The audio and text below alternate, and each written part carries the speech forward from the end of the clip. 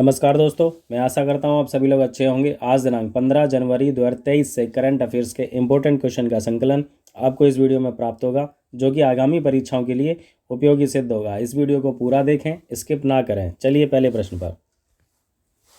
हाल ही में सुदर्शन पटनायक ने कहाँ दुनिया की सबसे बड़ी हॉकी स्टिक बनाई है? इसमें 4 ऑप्शन है: हुबली, आगरा, उड़ीसा, दिल्ली। इस प्रश्न का सही उत्तर थर्ड ऑप्शन उड़ीसा बिल्कुल सही है, जो कि रेत कलाकार पद्मश्री सुदर्शन पटनायक ने, किसने? सुदर्शन पटनायक ने कटक में महानदी के तट पर, किस नदी के?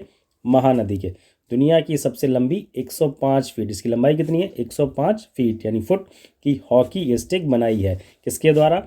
सुदर्शन पटनायक ने 5000 हॉकी गेंदों का उपयोग किया है। कितनी गेंदों? 5000 हॉकी बॉल हैं, उनका इस्तेमाल किया गया है इस स्टिक को बनाने में, जिसकी लंबाई 105 फीट है स्टिक की।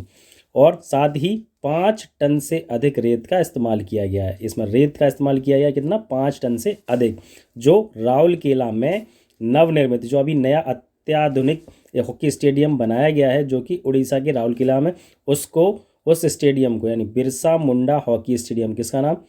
बिरसा मुंडा हॉकी स्टेडियम को प्रदर्शित करता है। हॉकी स्टिक की इमेज जो है ये दे रखी है, जो कि जिसकी लंबाई 105 फीट है। इस प्रश्न का सही होता है थर्ड ऑप्शन उड़ीसा बिल्कुल सही है। अगला प्रश्न। हाल ही में भारत का सबसे तेज भुगतान ऐप कौन सा लॉन्च किया गया है? इसमें 4 ऑप्शन है: पेरू, फोन पे, गूगल पे, अमेजॉन पे। इस प्रश्न का सही उत्तर यानी फर्स्ट ऑप्शन पेरू बिल्कुल सही है। क्योंकि भारत का सबसे तेज भुगतान ऐप है, भारत का सबसे तेज भुगतान ऐप पेरू, जो कि 9 जनवरी 2023 को भारत में लॉन्च किया गया। कब? 9 जनवरी 2023 को। पेरू वेव 3.0, कितना? 3.0 की बेहतरीन तकनीक के साथ बनाया गया है। पेरू उपयोगकर्ता यूटिलिटी बिल, लैंडलाइन बिल भुगतान कर सकते, इसके माध्यम से ऑनलाइन पेमेंट या भुगतान किसी को कर सकते हैं। सबसे फास्ट स्पीड। इस प्रश्न का सही उत्तर पेरू फर्स्ट ऑप्शन सही है, जिसका लोगो ये इमेज में दे रखा है। अगला प्रश्न। हाल ही में हेनले पासपोर्ट इंडेक्स 2023 में कौन टॉप पर यानी शीर्ष पर रहा है? इसमें 4 ऑप्शन है: भारत, जापान, अमेरिका, रूस। इस प्रश्न का सही उत्तर सेकंड ऑप्शन जापान बिल्कुल सही है। दुनिया के सबसे ताकतवर पासपोर्ट की सूची में जापान फिर से, यानी जापान पहले से था, वो फिर से पहले नंबर पर है। यानी हेनले पासपोर्ट इंडेक्स 2023 के मुताबिक जापान लगातार 5वें साल भी यानी शीर्ष पर है, टॉप पर रहा है। कितने साल से लगातार टॉप पर रहा है? 5वें साल। इसका मतलब ये फिफ्थ 5वीं बार हुआ है, इससे पहले लगातार 4 बार हुआ टॉप पर रहा है। यानी रैंकिंग में सिंगापुर और दक्षिण कोरिया संयुक्त रूप से दूसरे स्थान पर, सेकंड ऑप्शन पर, यानी सेकंड स्टेज पर कौन है? सिंगापुर, दक्षिण कोरिया। उसके बाद जर्मनी और स्पेन और फिर अन्य यूरोपीय देशों का स्थान रहा है। जहां बात करें भारत की, तो भारत रैंकिंग में 85 यानी 85वें स्थान पर रहा है। भारत की स्थान क्या है? 85। इस प्रश्न का सही उत्तर सेकंड ऑप्शन जापान बिल्कुल सही है। अगला प्रश्न। किसने नई दिल्ली में revolutionaries the other story of how India won freedom नामक पुस्तक का विमोचन किया है? इसमें 4 ऑप्शन है: राजनाथ सिंह, अमित शाह, नरेंद्र मोदी, रोहन लाल। इस प्रश्न का सही उत्तर fourth second option Amit Shah बिल्कुल सही है। यानी केंद्रीय गृह और सहकारिता मंत्री भी हैं श्री अमित शाह ने नई दिल्ली में revolutionary the other story of how India won it's freedom पुस्तक का विमोचन किया है। इस पुस्तक में क्रांतिकारियों के साथ साथ उनके आदर्श, क्रांति की सोच की व्याख्या, उनकी मानवीय भावनाएं और उनके द्वारा अनुभव की गई त्रासदी, सभी को अच्छी तरीके से मोतियों की भांति एक माला में पिरोने का काम किया गया है। यानी उनसे, यानी स्टोरी, यानी जो फ्रीडम है, स्वतंत्रता से संबंधित जो क्रांतिकारी हैं, उनके लिए आदर्श, क्रांति और उनके मानवीय भाव और त्रासदी की सभी अच्छी तरह की स्थितियों को इसमें दिखाया गया है। इस प्रश्न का सही उत्तर सेकंड ऑप्शन अमित शाह बिल्कुल सही है। अगला प्रश्न। हाल ही में अमेरिका सरकार ने कहाँ के 6 पैगा मकबरों के संरक्षण के लिए फंड देने की घोषणा की है? इसमें 4 ऑप्शन है: हैदराबाद, महाराष्ट्र, दिल्ली, उत्तर प्रदेश। इस प्रश्न का सही उत्तर यानी फर्स्ट ऑप्शन हैदराबाद बिल्कुल सही है। हैदराबाद में, जो कि 18वीं और 19वीं शताब्दी में निर्मित, कब? 18वीं और 19वीं शताब्दी में निर्मित हैं ये 6 मेगा यानी पेगा मकबरों के संरक्षण और बहाली के लिए अमेरिका द्वारा 2,50,000 डॉलर सांस्कृतिक संरक्षण के लिए अमेरिकी राजदूत कोष द्वारा, किसके द्वारा? अमेरिकी राजदूत कोष द्वारा की वित्तीय सहायता प्रदान की जाएगी। किसके द्वारा? अमेरिका सरकार द्वारा। इस परियोजना को आगा खान ट्रस्ट फॉर कल्चर द्वारा, किसके? आगा खान ट्रस्ट फॉर कल्चर द्वारा लागू किया जाएगा। पैगा मकबरा परिसर पुरातत्व विभाग तेलंगाना सरकार का एक संरक्षित परिसर है, जिसकी थोड़ी सी इमेज ये दे रखी है। इस प्रश्न का सही उत्तर फर्स्ट ऑप्शन हैदराबाद बिल्कुल सही है। अगला प्रश्न, किस राज्य ने हाल ही में गोल करने के लिए Guinness book of world records में नाम दर्ज किया है? इसमें 4 ऑप्शन है, असम, उत्तर प्रदेश, केरल, सिक्किम। इस प्रश्न का सही उत्तर यानी थर्ड ऑप्शन केरल बिल्कुल सही है। केरल ने कल मलप्पुरम जिले के मयनाड स्टेडियम में फुटबॉल के ड्रीम गोल पेनल्टी शूटआउट में 12 घंटे के भीतर, कितने? 12 घंटे के अंदर 4,500 पेनल्टी, कितनी? 4,500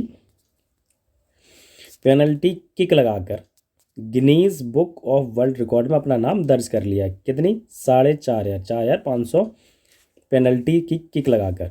पूर्व भारतीय फुटबॉलर खिलाड़ी यू सराफली ने पहली किक सुबह 7:38 पर लगाई थी, जबकि आखिरी किक युवा मामलों खेल राज्य मंत्री बी अब्दुल रहीमन ने शाम 7:38 पर लगाई। इस प्रश्न का सही उत्तर तीसरा ऑप्शन केरल बिल्कुल सही है। अगला प्रश्न, हाल ही में प्रधानमंत्री मोदी ने कहा MV गंगा विलास क्रूज का शुभारंभ किया है? इसमें 4 ऑप्शन है, वाराणसी, हैदराबाद, आगरा, लखनऊ।